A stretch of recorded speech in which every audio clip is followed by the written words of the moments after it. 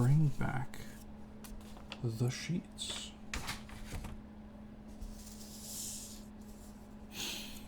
And just talk about this for a little bit. So Manyo looks a lot better on the Japanese paper. Syrah is a little lighter on the paper. It's more of a black-red on others, I think. Rouge Hematite. I don't like the brightness of the red quite as much. However, it is a good ink overall, don't get me wrong. Kuretake Ebicha. It's a nice brown-red Diamine Oxblood. Syrah is a little more blue-leaning, I think, and Diamine Oxblood is a little less saturated. Yeah, this one could even be considered a little more maroon. Southwest Sunset, not really anything to compare that to. It does indeed look like a stereotypical sun in a painting. Very yellow. Yellow-orange. Hiroshisuku Seungyo is a great, deep, slightly purple-leaning, actually, brown. We've got Jacques Herbin, Laidete. I managed to get a great swirl in there accidentally. Jacques Herbin, Carobe de Chypre. Sheeper. Slaughter French language. Have a look at the sparkle. You can kind of see it. You can kind of, let me get this out of the way. Kind of, sort of, see the sparkle there. It's very present. And then Esterbrook, we have a random dark brown spot and the rest of it is very tan, which is not what I would consider an iced coffee color. However, Esterbrook made it, and apparently that's their idea. Appletini, again a little too bright for my taste, but maybe you like that kind of thing. It's I would call it a grass green. We've got Sherwood Green, which is almost green-black most of the time. This nice flower pattern, the Lamy Green. What you're seeing is a little more blue shaded than what I'm seeing in real life. Aurora Borealis, again, a Diamine, and then we've got Colorverse, which is sparkly as all get out. You can see the sparkle a little bit there. Sailor, Shikiori Yamadori. We've got Jacques Herbin, Emerald de Choix. And this emerald, it's behaving and staying in its color family here, but on, there go a bunch of little papers. On the Colorverse paper, this is Emerald de Choix, the same ink. See how it's red with gold sparkle and red sparkle and blue and green and teal, and it is crazy looking. But I think this is more what it's supposed to look like. Then we have our Colorverse Extreme Deep Field, which is a lovely, lovely color with just a little bit of red sheen. Now this is what I would like to see in a sheening ink. You can just barely see any sheen on it. And it's got a gorgeous deep teal color to it. Yeah, that actually does swirl as well. I like when I swirl it like that. Like this one turned out looking like a flower, and this one looked like an actual swirling glass of tea. Oop, sorry about that. Then we'll go back to the blues.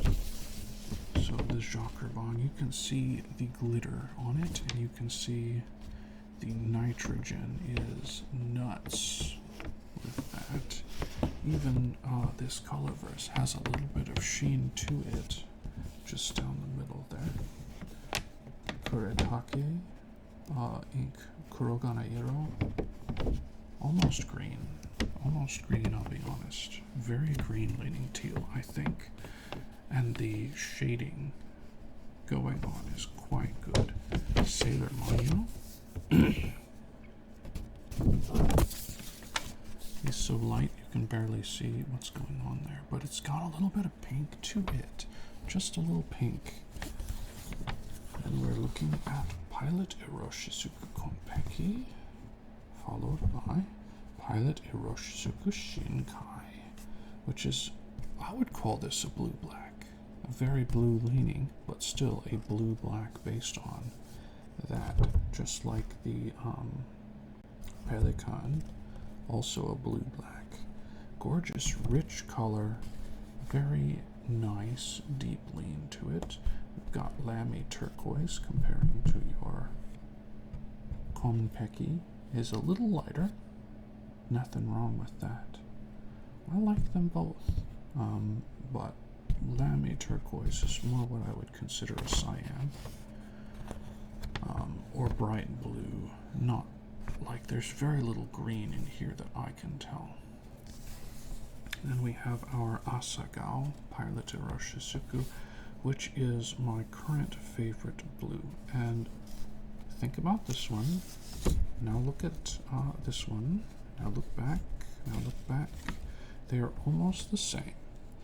Noodlers Bay State has a little more purple to it than Asagao, but just barely any.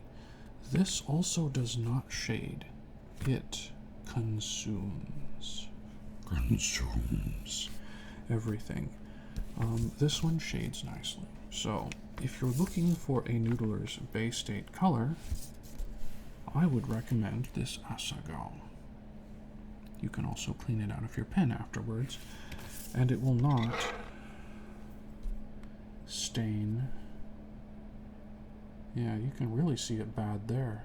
It will not stain the glass in real time. That's crazy. That's absolutely insane. Noodlers, I like your color, but your pens smell like vegan garbage, and your inks destroy pens. So we've got our Sailor Nioi Sumire. Nice, almost. Well, it's too blue to be a blue-black. I would say it's indigo, probably. Noodlers, North African Violet, another heavy staining color. And if you look down here just a little bit, that Diamine Imperial Purple leans a little more red. However, I would recommend this over this any day, any day. Our Lamy Dark Lilac has become yellow because that sheen is just nuts. You can kinda, sorta see the base color through it, but I think the sheen is a little too much there. And we have our Mont Blanc Amethyst Purple, which is a gorgeous, very red purple. Perhaps a true violet, we would say, maybe. I like this. It's almost maroon, it's so red, but not quite. You could even consider this a purple-leaning maroon if you wanted to. Love it. Love it. And last but not least, our grays and blacks. And the Moon Palace is still not dry, which is typical of the Sumi ink. You can see how wet this ink is. It looks like Midnight Black actually ate through the page. That's crazy. Sailor Shikiori Doyo also ate through the page a little bit, as did Colorverse Iris Nebula. Huh.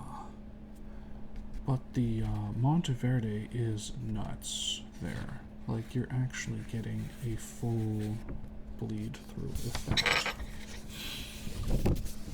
So we have here Gris Orange, and you can see the golden shimmer in it. Gorgeous color. Our Sailor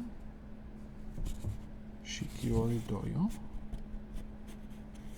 comparing to the Platinum here and the Monteverde here. This is the triumvirate of current Orion blacks. And yeah, you can actually see a bit of the brown or red leaning in this. Brown or red leaning. And we've got our Carbon Black, which doesn't really lean any particular color. And the Midnight, which leans a little gray. I was going to keep this around, but with all the feathering and the actual, like, that's nuts. On fountain pen friendly paper. I expect that out of this one. The Moon Palace Sumi ink. Very similar to an India ink, if you are familiar with that kind of thing, and the Moon Palace is not dry. It is not dry. And probably won't be for a little while. However, now I have everything more color coordinated and organized, and you all got roughly 2 hours of relaxing voice content out of this. I'm checking my microphones down on the desk to make sure they don't but yes, the Western paper versus the Japanese paper. Maybe I should look at that Pelican Edelstein. Totally different color than what we're seeing on this kind of paper, and the Konpeki has a lot more red sheen coming through, but this paper is coated. I can feel, well, yeah, they feel different. This one's smooth, but in a different way. Anyway, I really wanted an organized means to swatch inks in, so I can always quick reference. If somebody comes over and is like, what kind of reds do you have? I can pop this open and be like, oh, look at this one, flip a couple pages, look at that one. Yeah. And now I have side-by-side comparisons of a lot of the colors, so if I'm ever like, man, this is just a little too red leaning purple, I can go back to the purple sheet and I can say, which ones are blue leaning? Let's use that one for a bit. Okay? Okay. I hope you all had a great time learning. Maybe watch me on 2x speed. Go to sleep watching me? I don't know. I'm going to divide this up into a couple different ones. We'll see. We'll see how it works out. But I will talk to y'all again real soon.